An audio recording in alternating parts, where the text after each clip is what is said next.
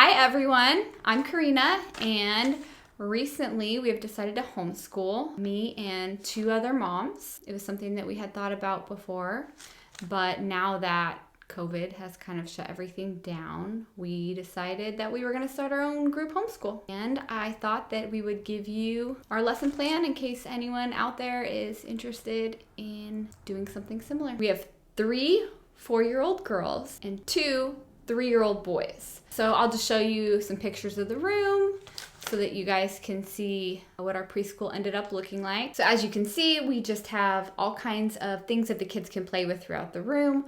We have markers and crayons, any kind of art supplies. They have scissors and glue they can use. They have glue sticks, worksheets they can work on. We have a spot where we hang up all their artwork for the week, which is pretty fun for them. We really want our kids to have a good time learning. We still want them to learn manners and learn social skills, but we do want them to learn a lot of their education through playing. I'm gonna make a list for you guys of all the things that you would need if you decide to start your own preschool. We decided to go kind of with a Montessori style school. We wanted to have the kids learn through play. What we did is every day the kids come in, they wash their hands, and then we start playing the circle time song, which they all come sit on the mat, they cross their legs, and they wait for us to start. We start the day, we have the kids sit down, and we have a whiteboard, we have a bulletin board with the seasons, and it also posts a letter of the week,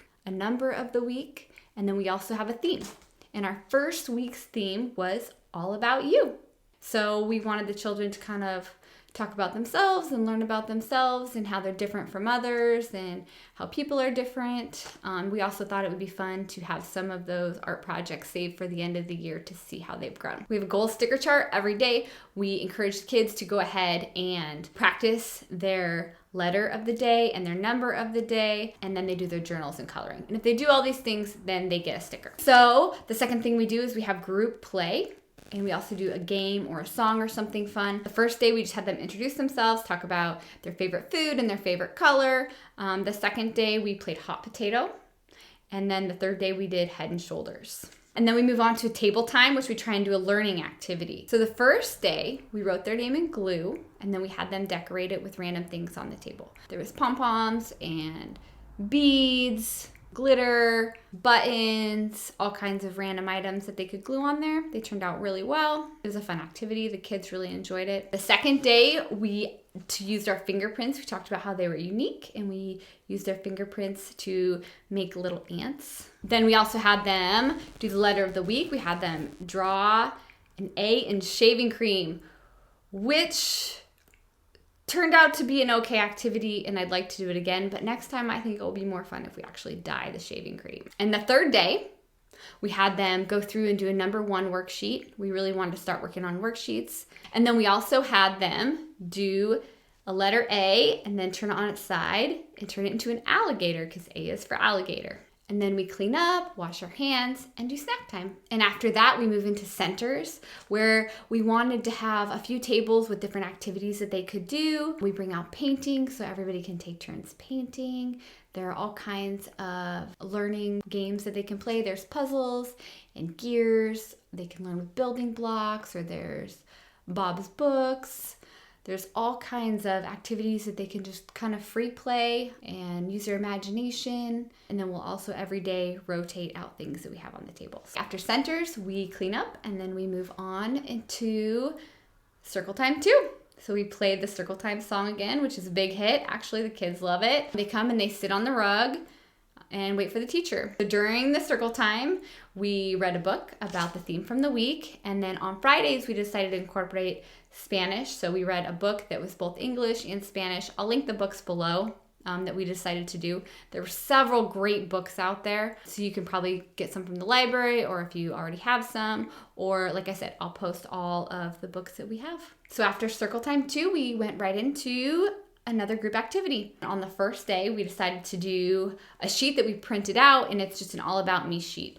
It has their favorite foods again, their names, their ages. We just kind of wanted to get the kids used to writing their names on everything. And I thought it would be a fun little worksheet to save. We have peachy folders that we're saving everything in so we can see at the end of the year and the kids can look back on them. On the second day, what we did was we gave them a worksheet and it had a picture of a face on it, just like the silhouette. We gave them a ball of Play-Doh and they just squished it out to copy the shape, and it had a head and ears, and then they got to choose what they wanted to use a mouth. They could use pipe cleaners or beads.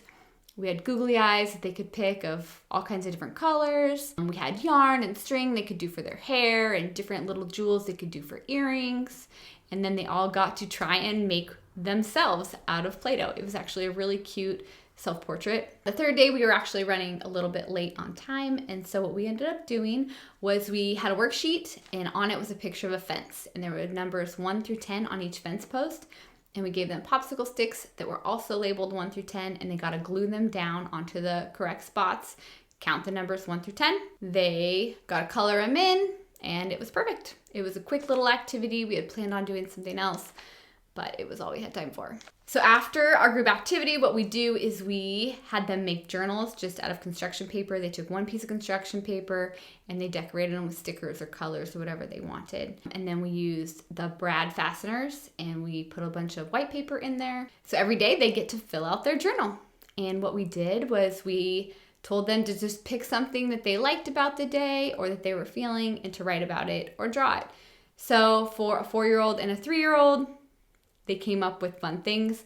A few of the girls just wrote letters all over the page. Some of them just scribbled or tried to draw pictures, and it was really cute. So every day we will just give them 10 or 15 minutes of journal time, and then we will go right into lunch. And then after lunch, they'll get to go play. We have a yard that has a swing set, a sandbox, a trampoline, so they're pretty set up like a little park. And that pretty much wraps up the first week of preschool that we did. So go ahead and check the description box below if you want to see all of the materials that we used in our curriculum. All right, everybody, thanks for watching. And if you liked our video and want to see more videos like this, go ahead and hit the like and subscribe button.